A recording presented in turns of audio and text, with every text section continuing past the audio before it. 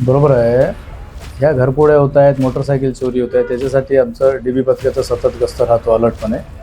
एक जुवेनाईल आमच्या ताब्यात भेटला, त्याच्यापासून विचारपूसमध्ये आणखी 2 जुवेनाईल भेटले. त्याच्यानंतर आणखी हे हिंगण्यात कुठेही जाऊन झोपतात अशी खबर मिळाल्यावर आम्ही त्या सायबर ॲनालिसिस करून त्यांच्या मदतीने आमची टीम हिंगण्याला जाऊन एका फ्लॅट स्कीममधून एक आरोपीला घेतला. 2 आरोपी तिथूनही फरार झाले.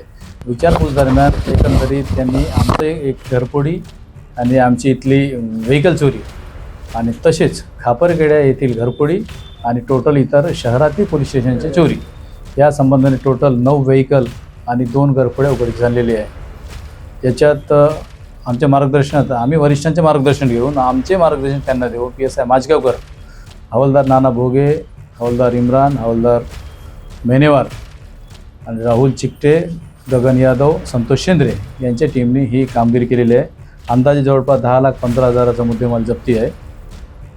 आणि खापरखेड्यातला गुन्ह्यातील जो घरफोडीचा आरोपी गौरव उर्फ गुरु राठोड, माळा घालणे, हा राहणार जरीपटका आहे. एक जुवेनाईल पण जरीपटकाचा आहे.